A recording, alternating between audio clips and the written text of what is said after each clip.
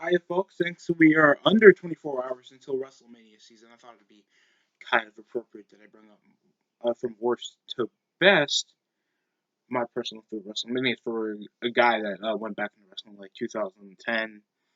Be kind of prevalent that I kept on watching till the end of the decade. So I thought it'd be more relevant so I can put this up, you know, to have something to do with my life.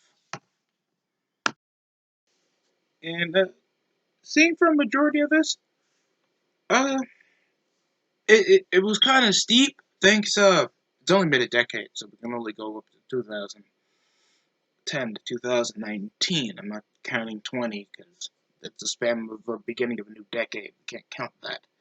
But the build up is still shit. So we're gonna do this by build up, match quality, not that much of match quality, overlying storylines, and what makes WrestleMania WrestleMania. So, obvious, the worst one is WrestleMania 27. Thought that would be a bit obvious. Shit main event, shit card. Uh, Pretty much, the successor would be one of the better WrestleManias to happen over the decade. The best match was technically Alberto Del Rio versus Edge for the World Heavyweight title, but that was the match opener.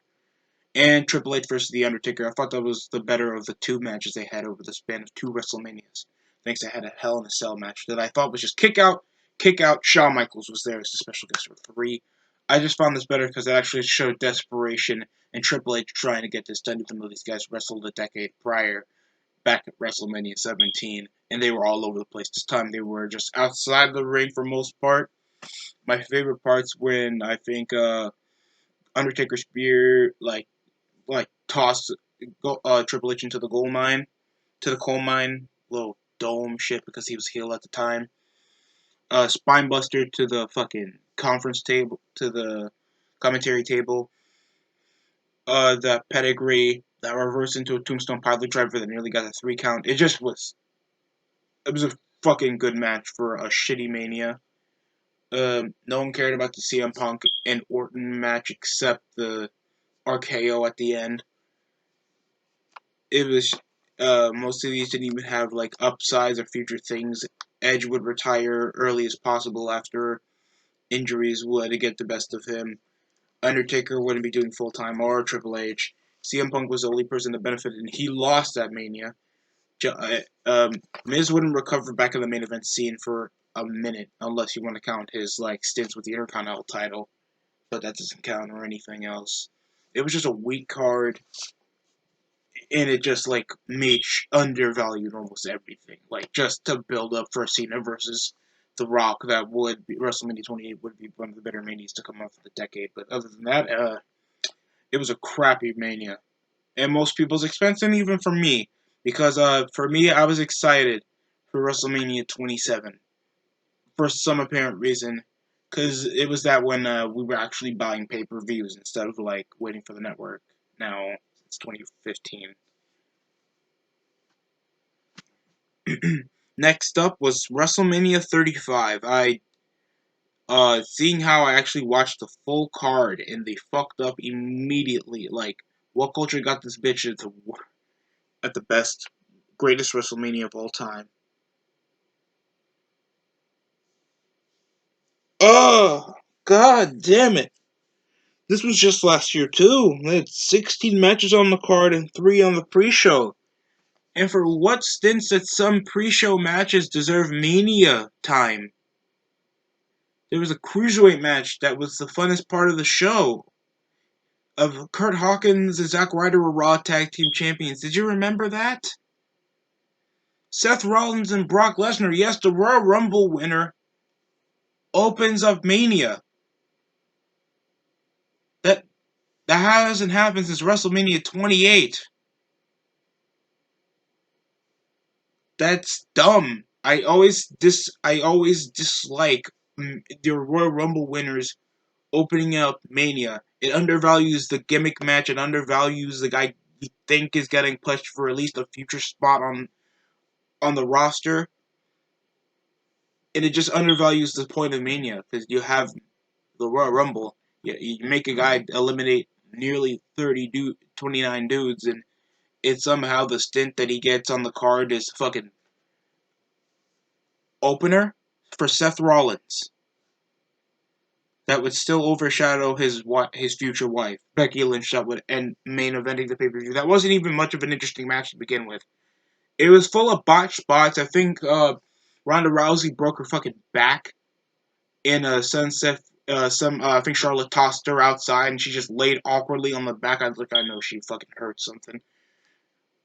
Head scissors, snap suplex that Ronda Rousey awkwardly shouted, and the botched pinfall finish that undermined any sort of legitimacy in this match that was taken seriously. And plus, this match didn't have much of a building point. Other than Ronda Rousey and Charlotte Flair and Becky Lynch were just randomly breaking shit, and the on and off consistencies of Becky is in the match or out the match. And you're supposed to take this seriously, I guess, to get behind Becky because they want to put her as this pseudo rebel, and it didn't make any damn sense because nobody was getting behind Becky because people were just, oh my god, we're getting a heel turn with Becky. Oh my god, she's gonna get pushed. Like, we don't know any other personality of Becky Lynch other than she's a ginger. And she's an okay wrestler. I I never got behind Becky Lynch from that consistency either, because there's no other, like, I like it as, like, this tomboyish personality. And that's much for some, but she barely has the screen time or the interest in her character to actually be cool. At least for Mickie James, we had the two sides that she's clinically insane and she's fucking hot. And she's a crazy wrestler. So we can get behind that. There's nothing you can get behind Becky Lynch except she's a good wrestler and she's a fucking ginger. Charlotte Flair at least has a chip on her shoulder. And at least Sasha Banks can at least do interesting moves because most of the roster's bigger than her. Yeah, we had no Undertaker. That's not always a bad thing, but if you have like a weak roster and you have over 10 matches to try to overshadow the fact that you guys have no star power in your fucking Wrestlmania, I can understand, but it's just dumb. Like we have 2 days of a Mania. Wrestlemania in time alone, if you count the fucking kickoff, that's 5 hours of content of a pay-per-view. Unless you have a fucking super card or at least another show is with you, like they allow NXT to be a Mania, other than two female wrestlers in it, Austin Theory to be at Mania. It's just a weak, desperate card. Nobody remembers half of the card's matches. Kofi Kingston was already, preserved to win the world title because over most of the gauntlet matches and crappy promos and shit build up just because of he nearly got it, and people remembered that Kofi Kingston had a tenure in the roster. It just came up for a weak build, and I think people wanted to make excuses for anything to be a good Mania. All because, like, oh, Kofi Kingston won the WWE title. Tell me anything else memorable. Lashley and Finn Balor had more time than Samoa Joe and Rey Mysterio for the United States Championship. Charlotte would come off even unifying the women's titles. Like, thank God, they're finally going to unify these belts. Finally, we're going to actually get a legit women's champion. And no, she would lose it to, I think, Bayley, or I think Charlotte on the next pay-per-view. Or I think it was Money in the Bank. That would be the next American pay-per-view because I think they went back to Saudi after that. Batista and Triple H had it, and I thought, okay, this is gonna be a cool storyline. Until I heard this would be his last professional wrestling match on WWE. So, yeah, I was a bit upset at that case, but it's cool. At least see your favorite wrestler going to the Hall of Fame. So that's cool to see Batista. I just expected a bit more off just assaulting your fucking mentor and the guy you defended when Shawn Michaels like retired, but now you're beating the shit out of like a near 70-year-old man. There wasn't that much to build up on the feud other than Triple H being like, "Why would you rather work somewhere that you're actually comfortable with than WWE?" And then they just had this forgettable match that I just remember, just Triple H just removing Batista's nose ring. The thought that they think that it was a hardcore match, a couple chair shots, pedigree on the steps. There was a Batista bomb that was countered. Then Ric Flair came with the sledgehammer, like the old assists, like back in the day in the 02 to 03 days when Ric Flair assisted Triple H in nearly every match for the World Heavyweight title. It was a decent callback, and at least I remember that match because Batista busted his ass in his entrance, so that was practically it. WrestleMania 33. Um, I'm trying to hate this Mania. This only had one memorable part in the entire Mania, and that would be the Hardys coming back, even though it was already undersold that they were get out of TNA and they were coming to WWE. So it was overshadowed. We just didn't know when. So we thought it was going to be post Mania shit. No, it was in Mania for a multi tag team match. It had Enzo and Kaz. I don't think it had the Usos or something. I think it had Carl Anderson and Gallows. The New Day were also involved. And Sheamus and Cesaro for the Raw tag team titles. And the Hardys won in a memorable finish that ended up with the Hardys on top was a Swanton Bomb by Jeff. That was practically it. Anything else about this Mania was just forgettable, forced, or dumb. It was just dumb. Most matches were undermined. One was good appropriately because we knew Goldberg wasn't going to hold on to a title for at least over a month or so. He beat Kevin Owens at fucking Fastlane. First of all, Kevin Owens was Universal Champion for that long since the vacancy by Finn Balor. And then he just comes off losing to fucking Goldberg. And then Goldberg would beat another promising talent out of The Fiend. That wasn't even promising to begin with, but at least we had a guy in the main roster working full time so he can actually prestige the title. And yet we give it to fucking Goldberg again to become a 2-time Universal Champion. Oh my god, I'm getting angry. There wasn't that much to call off on the women's side of things, but then we have another triple threat match, like WrestleMania 32.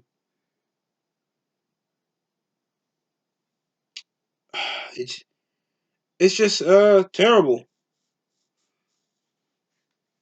And the funniest thing, WrestleMania 32 was supposed to be the number one worst Mania, so I should have called that first, but either way, it's going to be next after this. Jericho and Kevin Owens that were having even though the matches with them were repetitive with Rollins and Roman, their segments were entertaining and they literally had the best chemistry on the show. So at least that was at least one of the reasons most people were bringing up back then in 2016 Raw that they could actually go back and watch because Jericho is just a is always a great foil for a friend or something whenever he's in a group or tag team. So like if you're watching this on AEW, he did the exact same thing when he was with Kevin Owens, except it's like a one-man show, so he gets enough to work off with and plus the list thing. So there's a lot what most people remember about that, but that just went into nothing forgettable match, like just like Styles and him back the year before.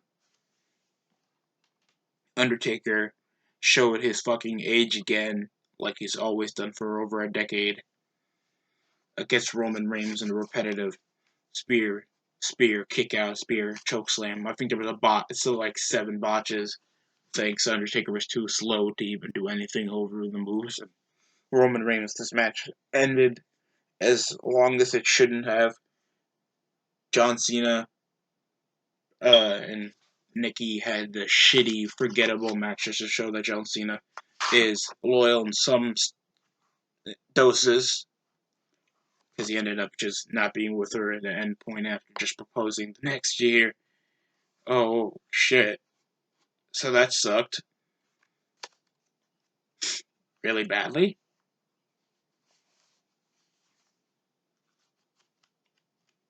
I forgot who was WWE champion back in 2017. I think it was still Bray Wyatt. After winning the Elimination Chambers match, beating Cena, Styles, I think it was Miz and Orton. Orton won the Royal Rumble for some fucking reason when it could have been so many other people. Race, somehow they gave the bittersweet thing like multiple years in the main roster and being a jobber, a pseudo main eventer. in WWE's mind, he comes off losing at Mania to Randy Orton because of their shitty feud on SmackDown when it came out with a house burned down fucking. Oh my god, it was just crappy.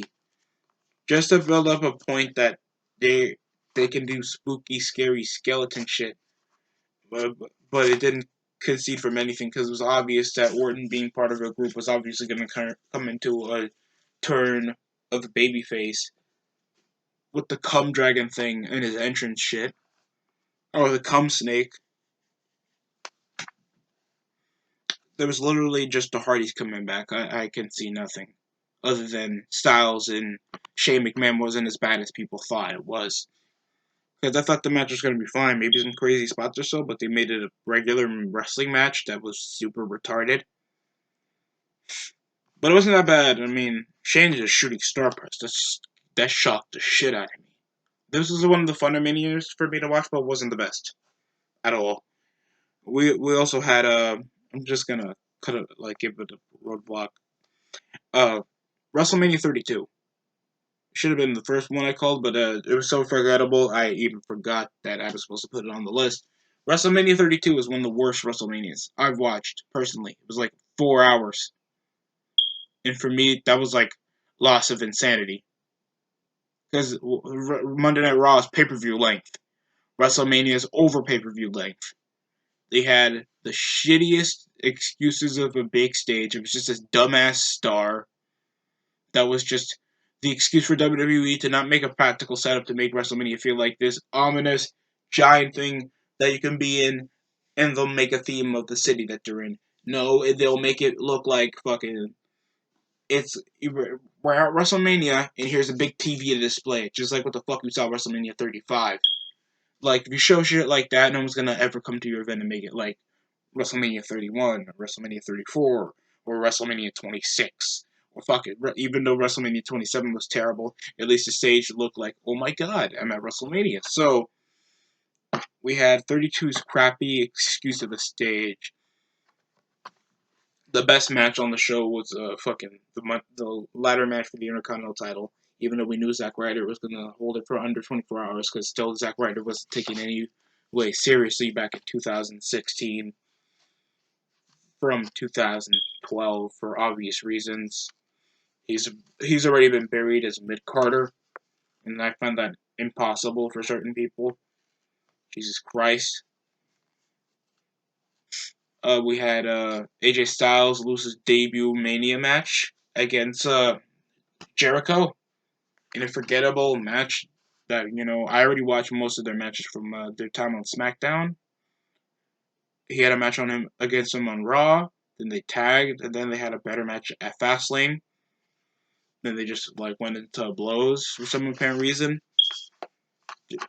Jesus Christ, it was so bad. And then Roman Reigns versus Triple H. Monotonous, predictable, crappy, incredibly scripted, slow burning match that looked like a QTE segment from back in the Mania showcase days when you had to do Road to WrestleMania. Like play every Mania on 2K14. That's how it feels.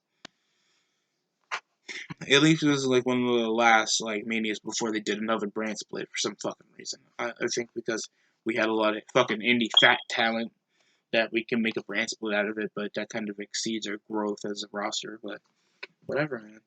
Unless they bought out Ring of Honor and TNA, there was no reason to do another brand split. And then, what the hell? What the fuck? The New Day faced off against the League of Nations. I remember this because it had two of the guys that were.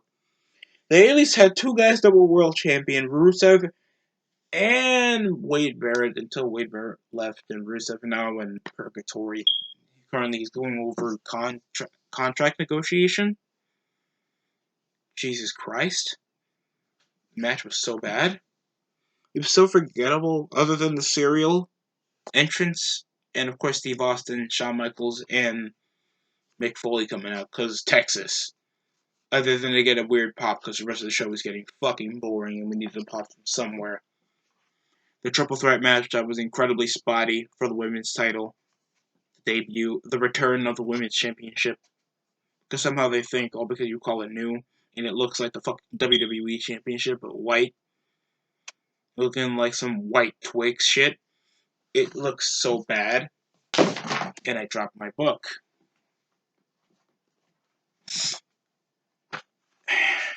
It looks so bad, man. Yeah, other than the corkscrew moonsault, there was a cool spot involving the bank statement. It just didn't tell much of a story at all. Other than these women just came from NXT and now they're headlining a Mania. It was one of the better matches, but nobody cared. And Shane's only saving grace of saving Mania 32 from being that shit was the elbow drop fail over the Undertaker in that Hell in a Cell match after, Vince accidentally cussed on Raw. Wink, wink. Oh god, it was so bad. It was so fucking bad. There was a couple botches, a DDT off of it. They were trying to make this feel like Shane had a big threat other than he's just going to be the GM of Raw. Why not just say have the ownership of WWE? And obviously they were foreshadowing that for the brand split, because who else would be like, I would be the GM of Raw, even though there's also SmackDown to run, and they weren't running a brand split until later in the summer. So that was just dumb to say. Wow, that was retarded. So, practically for WrestleMania 32, personally hated it, especially the Bray Wyatt segment with John Cena just to come in, and then The Rock just to squash Rowan and Harper. And John Cena, like, oh, I'm scary, oh shit. That was practically it. That was practically it coming from them. Now we have WrestleMania 34. Another underwhelming long show that had at least a few good matches. Kurt Angle carrying the fuck out of Ronda Rousey. Ronda Rousey beating the shit out of a woman that's underexperienced as fuck. Triple H still looking old as fuck. Kurt Angle looking old as fuck. And then they just do this to push one new wrestler. Multi-man matches off the wazoo. Like, Shinsuke Nakamura and AJ Styles trying to rekindle a match that barely anybody else in the world watched. No disrespect to Wrestle Kingdom 10. That must have been a fun event. I'm not always gonna derail on Japanese wrestling. Sometimes they're good and they bring out really good talent for us, or somewhat. Just Jesus Christ, the match was so played out, incredibly scripted. Forearm smash. Of course, they would do some of the signature moves. The Kinsashi to the back of the head, like it was back in Wrestle Kingdom 10. Exploder suplex, and a low blow for some apparent reason for an awkward heel turn that took very little time for build up, even though he's been one of the top guys that come from NXT. So, yeah. Plus, why did he go to NXT if he was such a high-end free agent? And plus, most of the wrestling world knows about him, so. Oh, God, we had a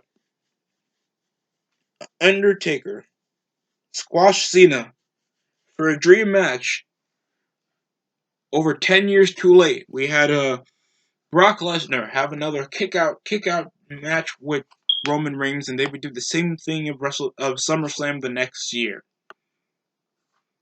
or no, the same year. Rollins, Balor, and Miz had a fun match, I guess. We had the School Crushing finale from the Top Gun Hello from Finn Balor to both of them. We had it was a fun match. It ended off with double the curb stomp for Rollins to take the Intercontinental title. Jinder Mahal also win the U.S. title in a fatal 4-way. Wow, we forgot he was U.S. champion. Nia Jax had a biggest push to become women's champion, even though people later on would regret the decision that she would ever touch the women's title with them know that she's clumsy, fat, retarded, selfish, immature, and absolutely terrible to be around. Practically it, right? So, the match was boring. I think she accidentally snapped the jaw of Mickie James after choking her for the apron. Samoan drop. It looked crappy. It doesn't look like whenever Alexa Bliss is selling because she's so petite and short that would feel like, oh my god, I'm beating the shit out of a child. It's just weird. The match was just forgettable in general, other than we just wanted Mickey James to put somebody over. And she wouldn't technically do that until probably Evolution, the same year, that I hated. I sort of got my stream of that got more views than the actual pay-per-view. And then, yeah, the Usos had finally got their own Mania match in a triple threat tag team match for the SmackDown tag team titles against the Bludgeon Brothers when Luke Harper and Rowan were supposed to be taken seriously, and that tag team only lasted for a few months for some apparent reason. Luke was suspended or something. Uh, then it just became the Usos and the New Day feuding. Pretty match. Bludgeon Brothers took away the titles. Oh wow, I'm just gonna die here. Next up, we're getting into the more positives now. WrestleMania 29. I love that Mania for certain occasions. The Shield coming out and beating the shit out of some of the top guys, the Big Show, Randy Orton, and Sheamus was pretty cool. The spear, a counter from an RKO for a spear, the triple power bomb, it was an alright match opener, especially to the most of the guys that accomplished a lot back in the previous Mania, like Sheamus and Big Show ended up champion. Randy Orton had a match with Kane the previous Mania. But at least it got the Shield to be like a legit threat, because they had a 6-man tag the pay per view before, and it like showing that like they're beating all these main eventers. So it's like holy shit. We of course had Undertaker against CM Punk match of the night. Really good match to look back on. The Rock versus John Cena, even though it was worse than WrestleMania 28.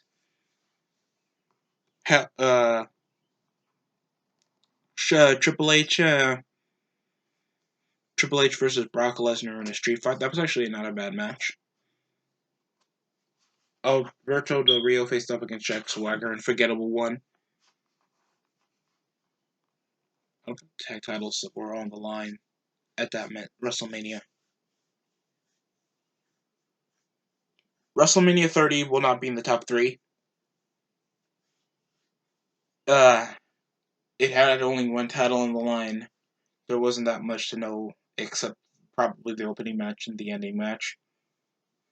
Andre the Giant Memorial Battle Royal was just forgettable other than Cesaro tossing people, and then later on he didn't even accomplish or win a belt for the rest of the year.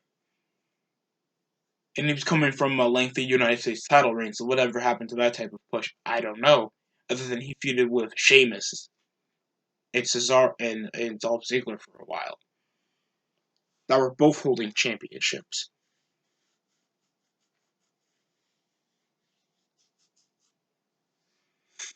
I don't know, man. 30 people always try to overrate 30. Like it was for the magical moment. Cesaro winning the Under Battle Royal, the triple threat match for the world title. Daniel Bryan becoming a top of the line star just to hold it for a month. And somehow that's better than most of the other title reigns that happen. You can Jinder Mahal's lengthiest title reign. Daniel Bryan's better than that. Kevin Owens' the Universal title reign. It's even better than that because at least you remember. Oh my god. Jesus Christ. Undertaker's shocking loss for the streak. That was obviously a memorable moment as well. Cena against Bray Wyatt. Yeah, there were some memorable moments. The Shield against, I think, the Usos. I think that also happened.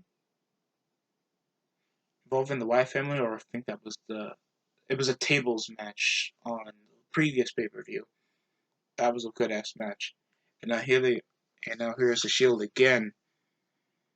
Jesus Christ, until they ended up feuding with Evolution that would come back the same year. So yeah. I don't think they even had a match for the Divas title. Matches were just meh or forgettable. This is just a forgettable Mania.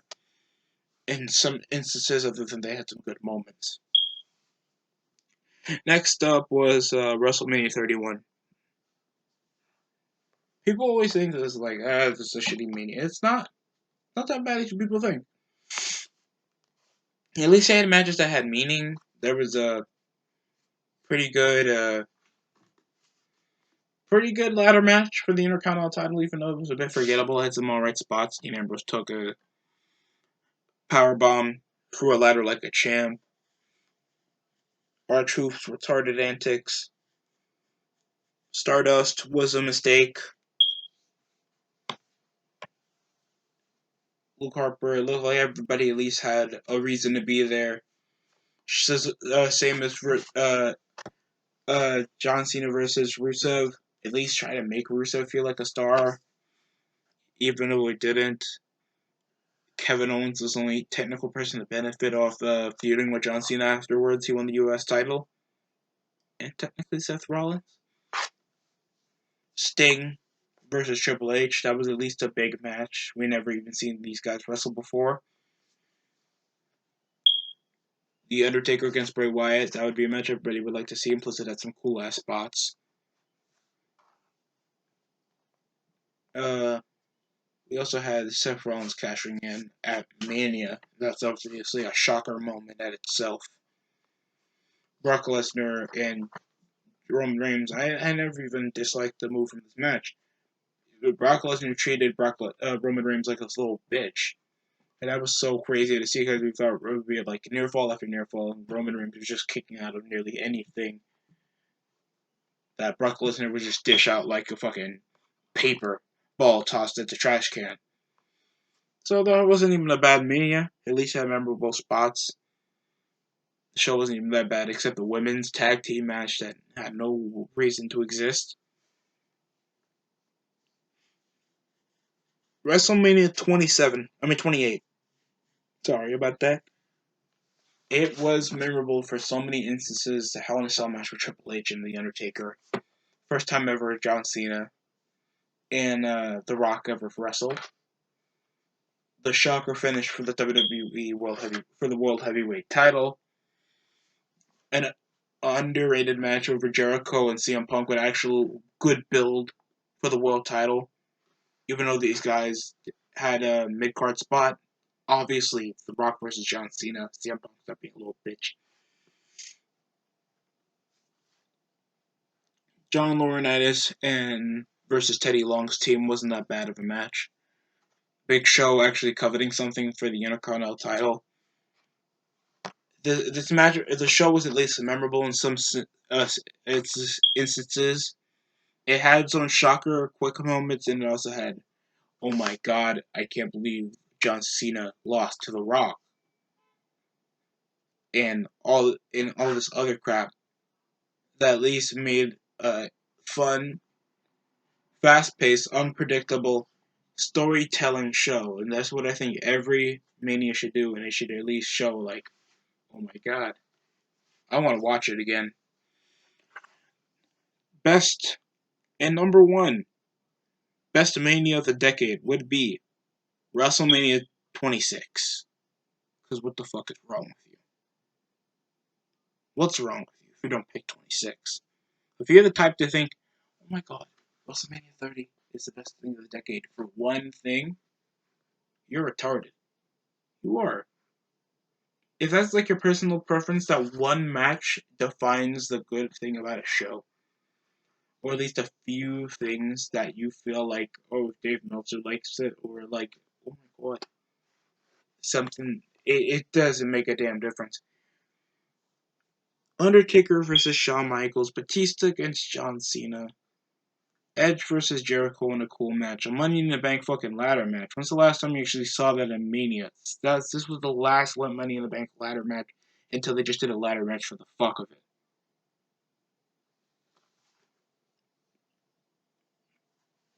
Randy Orton against Ted DiBiase and Cody Rhodes.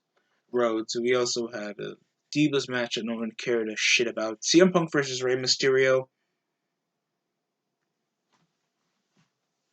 You could remember shit off that. You can remember. Memorable spots with Shawn Michaels' last match ever. Till Saudi Crown Jewel ruined it for everybody, especially me. I just want to see Mania to feel like a Mania. Thanks to this pandemic that we're suffering today, I just want the Mania postponed. I didn't mind if it was going to be aired early May. Thanks, we are literally having this until the end of the month. Sure, that's tough for some. For me, I get to make videos like this and torture the shit out of you. So, yeah. Other than that, that's my list. Let me drop my book again. That's practically what I gotta say. Do I think that all these Manias are bad, or most of the Manias are bad? Not entirely. I just feel like they didn't or at least excite me as much as the other ones did. Because personally, it just comes into excitement based how the card looks, how the match is actually going to play out, what's the payoff, what's the build up. Obviously, over most of this, Wrestlemania 35 had the worst build up, and that was just last year. Because at least you had anything exciting to look forward to. Nobody wanted or expected the women to main event Mania 35. Oh my god. At least you had, like, for the previous one, Daniel Bryan was coming back. Ronda Rousey was making her first appearance. Previous one after that, the Hardys were coming over to Mania. Bray Wyatt was WWE champion. And Cena was coming back to Mania. Roman Reigns was main eventing at least. I guess if you wanted to see that again. And AJ Styles was coming to Mania, so people would view into that. The year before that, Sting was at WrestleMania. The year before that, just there was a reason. Like, there was no reason to watch WrestleMania 35. And there's no reason to watch WrestleMania 36. But if you guys are excited, I'll be excited with you. I'll make sure to watch the whole thing, kick off to full show. Even how torturous that sounds, I do this for my own torment. For my job, for loving the viewers, and all that other crap. I'm just here for the lulz of it, bro. I have no benefit over all this, nigga. It's not like you're gonna pay me for this shit. But other than that, this was technically all I had to say. Let's get ready for Mania, folks. I'm not doing predictions because I ain't with that shit at all. Because if you expect the best out of WrestleMania or WWE in general, you're digging yourself your own grave at that, bud. I'm just saying. But that's it. Coming from me.